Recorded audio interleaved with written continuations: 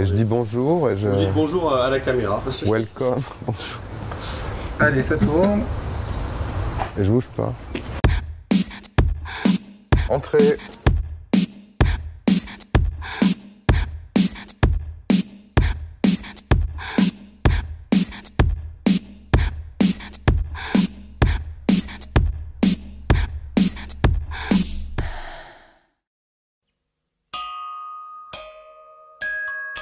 Alors la question d'inspiration, c'est toujours quelque chose d'un peu délicat dans la mesure où il n'y a jamais de démarche consciente.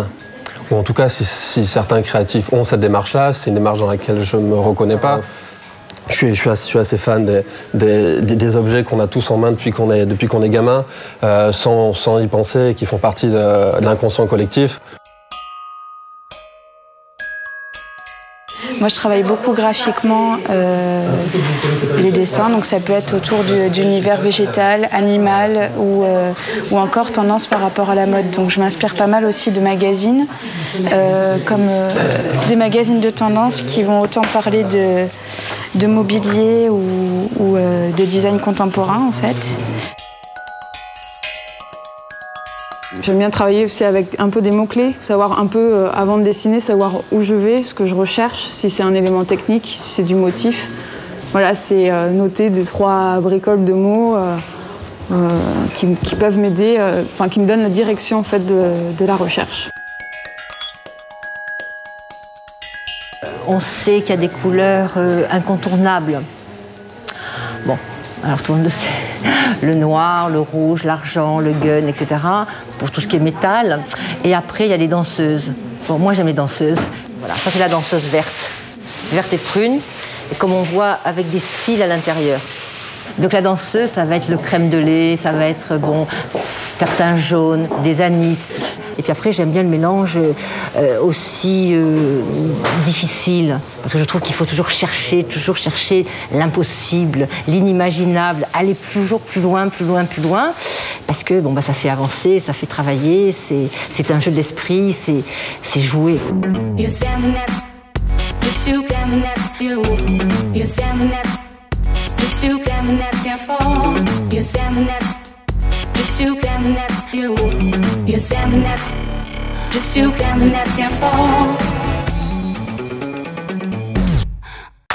Alors ça, c'est un cahier qui me suit tout le temps.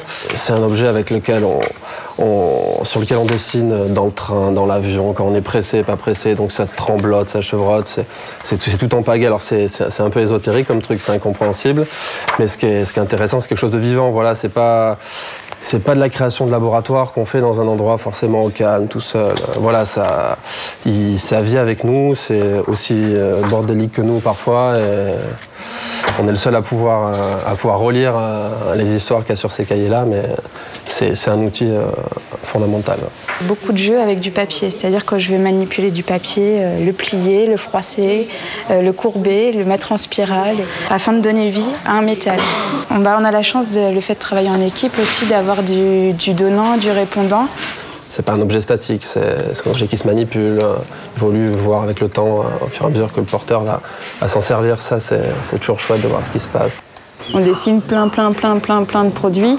On va sélectionner au fur et à mesure et voilà, on va être à 10, 5, 4, 3, 2, 1. Voilà, mais c'est quelque chose qui se fait souvent en groupe, la décision du produit définitif. Disons que selon les...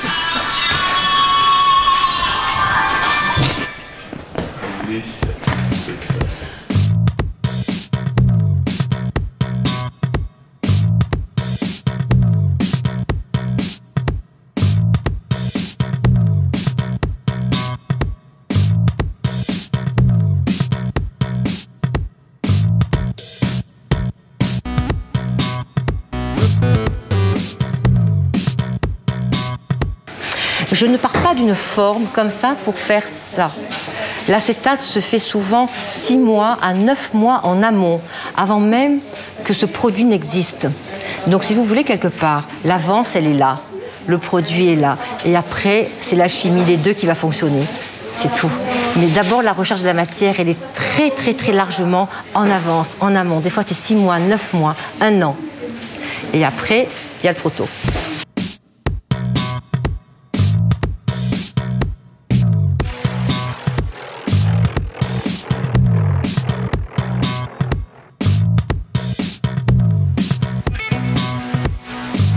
Ce que vous avez vu sur le bureau, en tout petit, c'est là en grand. Donc voici les fameuses feuilles. Tous ces coloris, tous les coloris ici sont exclusifs à Jean-François Rey. Et j'adore ça. Merci.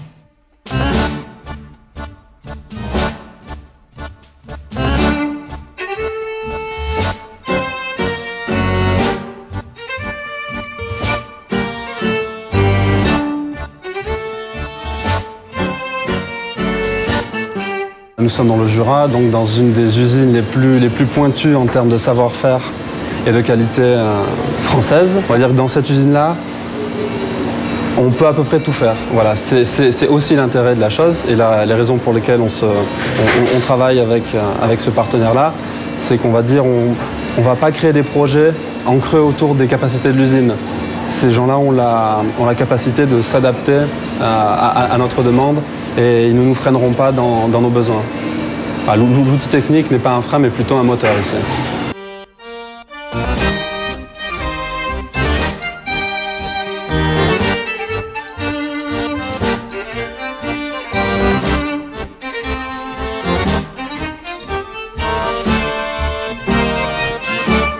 Ce qu'on est en train de voir maintenant, c'est très important et ça fait partie des choses qui ont énormément de valeur sur nos montures, c'est le Made in France. Dans Made in France, c'est quelque part le gage de qualité qui résonne évidemment à l'étranger, en Asie, dans tous les marchés porteurs qui sont ceux qui nous concernent. Donc voilà, c'est bien plus qu'une histoire de douane, de mention légale, on va dire de bureaucratie. C'est un savoir-faire, c'est une légende qu'on vend avec le Made in France.